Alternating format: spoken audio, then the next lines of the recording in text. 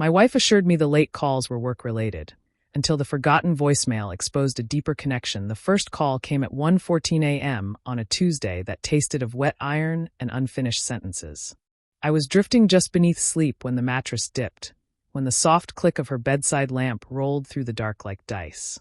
I kept my breathing slow. Possum play, the way you do when you're afraid of what waking might prove.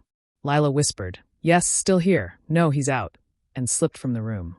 The hallway carpet swallowed her footsteps, but it couldn't swallow the tremor in her voice. Low, electric, the same cadence she once used to read my college poems back to me.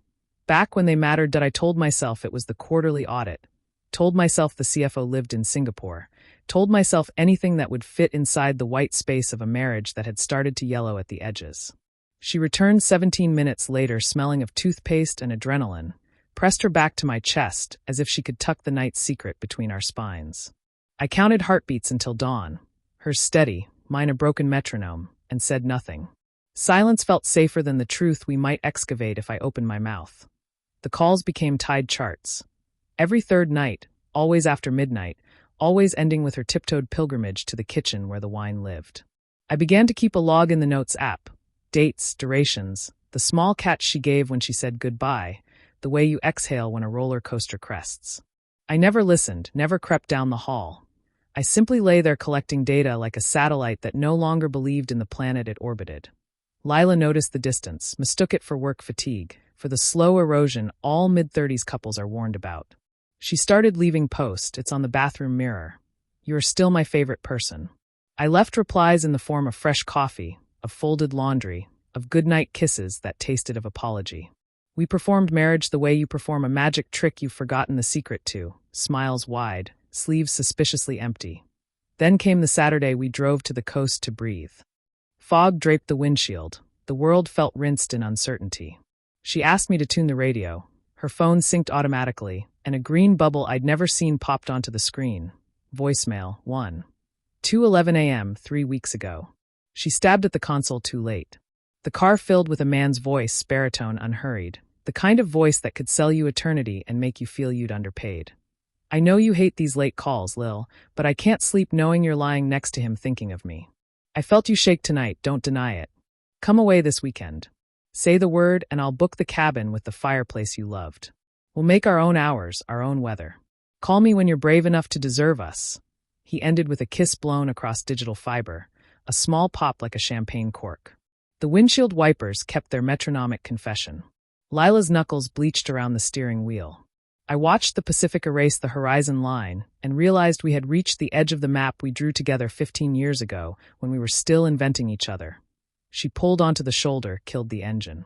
Silence ballooned until it pressed against the glass. When she finally spoke, her voice was the same one she used in the dark hallway, only now it trembled in daylight. "It's only been 6 months. It started after Dad died, when you were traveling for the merger. He was a grief counselor. I was supposed to stop. I tried." She touched the back of my hand as if testing a burner she already knew was hot. "I don't love him. I love the version of me he reflects." I wanted to shout, to ask how many midnights added up to 6 months, to demand if our entire history had been rehearsal for this betrayal. Instead, I opened the door, stepped into the fog, and walked toward the breakers. She followed at a distance, shoes in hand, jeans soaked to the knee. The ocean filled my ears with its ancient white noise, the sound every secret eventually becomes that we talked until the tide erased our footprints. I asked questions, she supplied shards. Some cut, some simply fell into the foam and vanished. When the sun finally burned through, we drove home in a quiet so complete it felt like shared injury. She moved to the guest room that night. I replayed the voicemail once more, not for pain but for calibration, like touching a canker sore to learn the exact shape of the wound. Lawyers will come, and movers and friends who speak in careful past tense. But for now we inhabit opposite ends of a corridor that once carried laughter, takeout aromas, the squeak of Max's toy at 2 a.m. The late calls have stopped. The silence left behind is louder, a constant reminder that truth, once unboxed, refuses reassembly. Some nights I still wake at 1:14, ears tuned to a ringtone that will never sound again.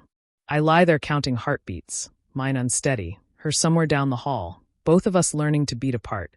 And I understand the cruelest theft is not of love but of certainty. He didn't merely take her voice in the dark. He took the promise that any voice beside me at 1:14 a.m. would be mine to trust.